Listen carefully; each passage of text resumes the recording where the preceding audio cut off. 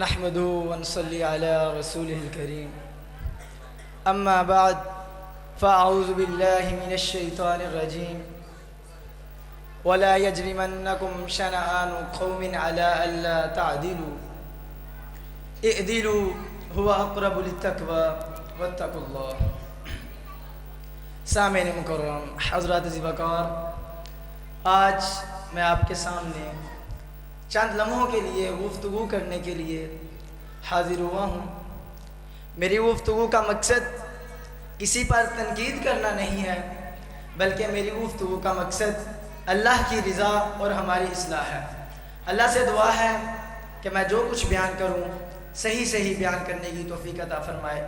صاحب بھائیوں سے درخواست ہے کہ یہ نیچے بیٹھ جائیں پلیز، بیٹھ جائیں بھائی پلیز. آج جب میں اپنے معاشرے میں نظر دراتا ہوں تو دیکھتا ہوں کہ جناب ایک ایک روپے کی خاطر دوسروں کی عزت کو نیلام کیا جاتا ہے، ایک ایک روپے کی خاطر دوسروں کی عزت کو مٹی میں ملا دیا جاتا ہے. چھوٹی چھوٹی غلطی پر ہم دوسروں کے ساتھ اپنی نسلوں کی دشمنی ڈال کر بیٹھ جاتے ہیں. کسی کی چھوٹی سی بات پر ہم کئی دن، کئی مہینے، بلکہ کئی سال بات کرنا پسند نہیں کرتے. جب میں قرآن و حدیث کا مطالعہ کرتا ہوں، جب میں آپ علیہ السلام کی سیرت کا مطالعہ کرتا ہوں تو میں سوچتا ہوں کیا میں اپنے آپ کو مسلمان کہوں یا پھر کچھ اور. جب کبھی بات ہو تو ہمارا نعرہ سب سے بلند، سب سے اوپر کہ ہم نبی کو ماننے والے ہیں، ہم نبی کے پیروکار ہیں، ہم نبی کو چاہنے والے ہیں. لیکن جب کردار کی بات ہو تو اقبال کا شعر گواہی دیتا ہے کہ وضع میں تم نصارہ ہو، وضع میں تم نصارہ ہو اور تمدن میں نہود، یہ مسلمان ہیں جنہیں دیکھ کر شرمائے یہود. آج جب میں مسلمانوں کا کردار دیکھتا ہوں، ان کا اخلاق دیکھتا ہوں تو میں سوچتا ہوں کہ میں ان کو مسلمان کہوں یا پھر کچھ اور کہوں. میرے نبی کا کردار، میرے نبی کا اخلاق کس طرح کا تھا، لیکن ہمارا کردار، ہمارا اخلاق کس طرح کا ہے. آپ علیہ السلام نے جب نبوت کا اعلان کیا تو اہل کفار نے، مکہ والوں نے آپ علیہ السلام پر بہت ظلم کیے. جب آپ علیہ السلام راستوں سے گزرا کرتے تھے، آپ علیہ السلام کے راستوں میں کانٹے بچھا دیے جاتے تھے. آپ علیہ السلام کعبہ میں نماز پڑھتے تھے، آپ علیہ السلام کے اوپر وزنی اوجری ڈال دی جاتی تھی. آپ علیہ السلام ایک مرتبہ کعبہ بیت اللہ میں نماز پڑھ رہے تھے کہ ایک کافر نے آپ علیہ السلام کے گلے میں ایک کپڑے کو ڈال کر کھینچ ڈالا، جس کی وجہ سے آپ علیہ السلام کا چہرہ سرخ ہو گیا اور آپ علیہ السلام زمین پر گر پڑے. یہیں پر بس نہیں، اسی طرح آپ علیہ السلام کے جانساروں پر بھی اہل کفار نے بے حد ظلم کیے. حضرت بلال رضی اللہ تعالی عنہ، ان کو تپتے گرم کوئلوں پر لٹا دیا جاتا تھا. حضرت بلال کے خون سے وہ کوئلے تو ٹھنڈے ہو جاتے تھے لیکن حضرت بلال کا خون نہیں رکتا تھا. حضرت عمر کا دور ہے. حضرت عمر نے کہا اے بلال، آج میں آپ کی کمر دیکھنا چاہتا ہوں. آپ ہر وقت اپنی کمر کو چھپا کر رکھتے ہیں، آج میں آپ کی کمر دیکھنا چاہتا ہوں. حضرت بلال نے کہا نہیں امیر المومنین، میں نے تو وعدہ کیا ہے، میں صرف اور صرف اپنی کمر اللہ رب العزت کو دکھاؤں گا. جب قیامت کے دن اللہ مجھ سے پوچھے گا بتاؤ بلال دنیا میں کیا کر کے آئے ہو، میں اللہ کو اپنی کمر دکھا دوں گا. کہوں گا اللہ تو جانتا ہے یہ سب کچھ میں نے تیری محبت میں، تیرے دین کے لیے اور تیرے نبی کی محبت میں کیا ہے، شاید کہ مجھے اللہ معاف کر دے. حضرت عمر نے کہا نہیں بلال، آج میں آپ کی کمر کو دیکھنا چاہتا ہوں. حضرت بلال نے کہا امیر المومنین، آپ کا حکم سر آنکھوں پر. جی آئے ممبر کے پیچھے، میں آپ کو اپنی کمر دکھا دیتا ہوں، میں سب کے سامنے نہیں دکھانا چاہتا. ارے کون عمر؟ وہ عمر جس سے کیسر و کسریٰ کے بادشاہ اس کا نام سنتے تھے تو کانپ اٹھتے تھے.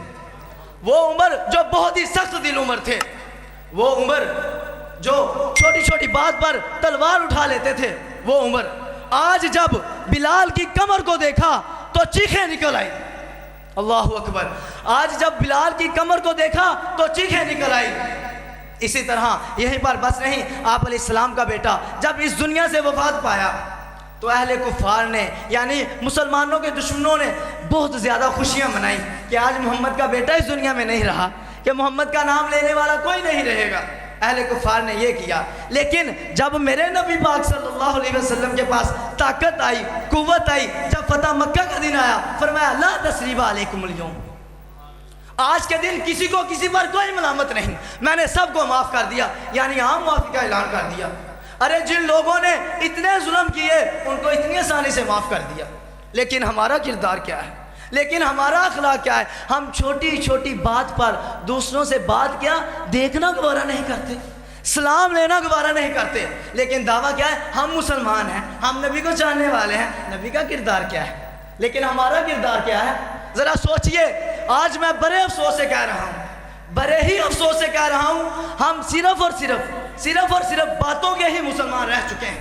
ہمارا کردار، ہمارا اخلاق اس بات کی گواہی نہیں دیتا کہ ہم مسلمان ہیں۔ یہ بات میں پورے اتفاق کے ساتھ کہہ رہا ہوں، ہماری باتوں اور ہمارے صرف باتوں سے ہی ہم مسلمان ہیں۔ ہمارا کردار، ہمارا اخلاق اس بات کی گواہی نہیں دیتا کہ ہم مسلمان ہیں۔ آپ علیہ السلام پر اتنے ظلم کیے گئے، اتنی آسانی سے معاف فرما دیا۔ یہ تو وہ لوگ ہیں جنہوں نے اتنے ظلم کیے، اتنی زیادتیاں کی، آپ علیہ السلام نے اتنی آسانی سے معاف فرما دیا۔ ایک ایسا بھی قبیلہ گزرا ہے، ایک ایسی بھی قوم گزری ہے جنہوں نے صرف ایک غلطی کی۔ سمجھ آ رہی ہے میری بات کی؟ بھائی بول رہے ہیں سمجھ آ رہی ہے میری بات کی؟ ماشاءاللہ جزاک اللہ۔ آپ علیہ السلام جن لوگوں نے صرف ایک غلطی کی، آپ علیہ السلام نے ان کو معاف نہیں فرمایا، اور اللہ رب العزت نے معاف نہیں فرمایا، وہ ہے یہودی۔ جب آپ علیہ السلام مکہ سے مدینہ کی طرف ہجرت کر چکے تھے، چونکہ مدینہ میں یہودی بھی آباد تھے، تو یہودیوں کے ساتھ ایک معاہدہ ہو گیا، ایک عہد ہو گیا، اگر کوئی قبیلہ، اگر کوئی قوم مسلمانوں پر حملہ کرے گی، یہودی اور مسلمان ساتھ مل کر اس کا مقابلہ کریں گے، یہودی اور مسلمان ساتھ مل کر اس کا مقابلہ کریں گے۔ اور اگر کوئی قوم، کوئی قبیلہ یہودیوں پر حملہ کرے گا، مسلمان یہودیوں کا ساتھ دیں گے۔ لیکن یہودیوں نے کیا کیا؟ یہودیوں نے منافقت کی، سیدھی بات، یہودیوں نے منافقت کی۔ اہل قریش میں گئے، قریش والوں کو کہا آج محمد بہت بڑے گھمنڈ میں ہے، وہ یہ سمجھتا ہے کہ ہم ان کے ساتھ ہیں، لیکن ہم ان کے ساتھ نہیں ہیں۔ ادھر نبی پاک صلی اللہ علیہ وسلم نے وعدہ کر لیا، ادھر کہہ رہے ہیں کہ ہم نبی پاک صلی اللہ علیہ وسلم کے ساتھ نہیں ہیں۔ وہ تو پتہ نہیں کون سا دین بتاتا ہے، ہم اس کے دین کو مانتے نہیں، ہم تو آپ کے دین کو مانتے ہیں، آپ کا ہی دین بالکل صحیح دین ہے۔ آپ نے بدر کے قتلوں کا، جو اتنے بڑے سرداروں کو ان لوگوں نے، مسلمانوں نے قتل کیا، ان کا بدلہ نہیں لینا چاہتے، ان کو ورگلایا، یعنی ان کو کہا کہ آپ جنگ کریں، اور بھی قبیلوں کو ساتھ ملایا، جس کی وجہ سے غزوہ خندق یا احزاب کہا جاتا ہے، وہ ہوا، جو 22 دن تک مسلسل چلتا رہا۔ اور اس غزوے میں، اس جنگ میں مسلمانوں کا بہت ہی کم نقصان ہوا تھا، صرف اور صرف ایک صحابی زخمی ہوئے تھے۔ اور جب یہ غزوہ ختم ہو گیا، صحابی اپنے گھر میں چلے گئے، آپ علیہ السلام بھی اپنے گھر میں پہنچ چکے تھے۔ حضرت جبریل علیہ السلام آئے، کہا اے اللہ کے نبی، کیا آپ نے جنگی لباس اتار دیا؟ آپ علیہ السلام نے فرمایا جی ہاں۔ حضرت جبریل نے کہا لیکن ابھی تک ان فرشتوں نے جنگی لباس نہیں اتارا جو جنگ میں آپ کے ساتھ شریک تھے۔ آپ علیہ السلام کو حکم دیا کہ اللہ رب العزت کا حکم ہے، آپ ابھی جائیں، یہودیوں کا سر قلم کریں، ان کے ساتھ جنگ کریں۔ یعنی ان لوگوں نے منافقت کی ہے، عہد شکنی کی ہے، آپ کے وعدے کی خلاف ورزی کی ہے، جائیں اور ان کے ساتھ جنگ کریں۔ آپ علیہ السلام نے صحابہ کو ساتھ لیا، ان کے قبیلے کی طرف روانہ ہو گئے، بنو قریظہ میں ان کے قبیلے میں پہنچے۔ یہودیوں نے آگے سے گالیاں نکالی۔ جب ان لوگوں نے دیکھا، یہودیوں نے، کہ مسلمان تو طاقت میں ہر لحاظ میں زیادہ ہیں، ان لوگوں نے کیا کیا جناب؟ ان لوگوں نے پھر آپ علیہ السلام سے معافیاں مانگی، کہا اے اللہ کے نبی ہمیں معاف کر دیں، ہم ان کی باتوں میں آ گئے تھے، ہم ان کی باتوں میں آ گئے، یعنی ہیلے کیے، بہانے کیے۔ لیکن پھر بھی جب انہوں نے دیکھا کہ آپ علیہ السلام معاف نہیں کر رہے، پھر کہا ہم آپ کا حکم ہی نہیں مانتے۔ آپ علیہ السلام کو کہا سعد بن معاذ صحابی ہیں، ان کو بلائیں، وہ جو فیصلہ کر دیں گے ہمیں منظور ہے، چونکہ ان کا پیچھے ماضی میں ان کے ساتھ کچھ تعلق رہ چکا تھا، یہودیوں کے ساتھ حضرت سعد بن معاذ کا کچھ جو ہے نا تعلق رہ چکا تھا۔ آپ علیہ السلام نے صحابہ کو کہا جائیں حضرت سعد بن معاذ کو لے کر آئیں، وہ مدینہ میں تھے، کیونکہ وہ واحد اتفاق کے ساتھ وہی ایک صحابی ہیں جو زخمی ہوئے تھے غزوہ میں، ٹھیک ہے، وہ جنگ میں جو زخمی ہوئے تھے۔ آپ علیہ السلام نے مسلمانوں کی آسانی کے لیے ان کا حجرہ جو ہے مسجد نبوی کے سین میں لگا دیا کہ صحابہ آسانی کے ساتھ ان کی تیمارداری کر لیں۔ اور وہ حضرت سعد بن معاذ اللہ سے دعائیں کر رہے ہیں، اے اللہ مجھے تب تک موت نہ دینا جب تک میں یہودیوں کی بربادی نہ دیکھوں۔ آپ علیہ السلام ان کو سزا دینے کے لیے گئے ہیں، مجھے تب تک موت نہ دینا جب آپ علیہ السلام ان کو سزا دے کر واپس نہ آ جائیں۔